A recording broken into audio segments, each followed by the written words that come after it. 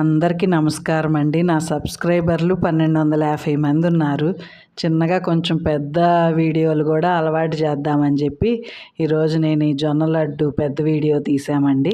ఇంతకుముందు ఒక షార్ట్లో జొన్న లడ్డు చేసే విధానం చూపించకుండా లడ్డు చూపిస్తే మా చెల్లెలు ఫోన్లో లడ్లు భలే ఉన్నాయి అక్క, ఎలా చేసావో చూపించలేదు, లడ్లు మాత్రం చూడటానికి భలే ఉన్నాయి అని చెప్పింది. సరే మళ్ళీ చేస్తున్నాను కదా, చేసే విధానం కూడా చూపిద్దామని చెప్పి చేస్తున్నానండి. 1 కిలో జొన్నలండి, తెల్ల జొన్నలైనా పచ్చ జొన్నలైనా ఏ అయినా పర్లేదు.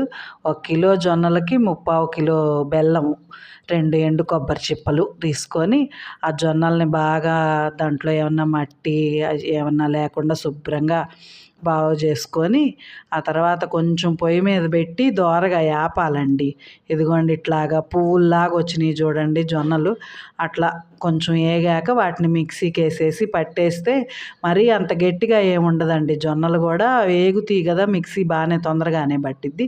ఆ పొడి అంతా ఇట్లాగ ఒక గిన్నెలో వేసుకొని చక్కగా కలిపేసేసుకొని బెల్లాన్ని తురుముకోవచ్చండి, లేదా ఇట్లా చిన్న చిన్న ముక్కలుగా కొట్టుకొని ఆ బెల్లం తీసుకొచ్చి ఈ పిండిలో వేసి చక్కగా పప్పు గుత్తి పెట్టి కానీ లేకపోతే చపాతీ కర్ర పెట్టి కానీ ఆ పిండి బెల్లం కలిసేటట్టుగా ఇట్లా దంచుకుంటే మొత్తం పిండి ఆ బెల్లము కలిసిపోద్దండి. స్టీల్ గిన్నెలో బెల్లం వేసి కొడుతుంటే టపా టపా సౌండ్ వస్తుందని చెప్పి ఇట్లాగా మనం బిర్యానీ చేసుకునే గిన్నెలో వేసి శుభ్రంగా దంచామండి. దంచిన తర్వాత నెయ్యి వేసుకొని కలిపేసి ఇక ఉండలు చేసేయటమేనండి.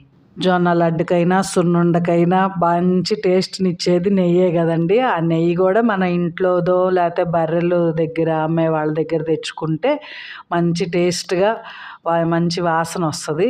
ఆ నెయ్యి వేసేసి బాగా కలిపేసి ఆ వేడి మీదే, నెయ్యి వేడి ఉంటుంది కదా, ఆ వేడి మీదే ఉండలు కట్టేసేస్తే రోజుకి ఒకటి మనం తిన్నా పిల్లలకు పెట్టినా కూడా మంచి బలం అండి. బయట ఏ నేతి స్వీటు కొనాలన్నా కూడా దాదాపు కిలో 400 నుంచి 500 దాకా ఉంటుంది. మహా వస్తే కిలోకి ఒక 20, 25 వస్తే ఎక్కువ అండి, అంతకన్నా రావు. మనం ఓపిక చేసుకొని కొంచెం ఇంట్లో చేసుకుంటే బయట మన ఇంట్లో లాగా ఎందుకు ఉంటాయండి. అందులో ఈ జొన్నలు మన మినప సున్నుండలు ఇట్లాంటివి ఏంటంటే మంచిగా బలంగా ఉంటాయి. రోజు 1-4 గంటలప్పుడు తిని కొంచెం కాఫీ తాగినా కూడా మనకి బలంగా ఉంటుంది.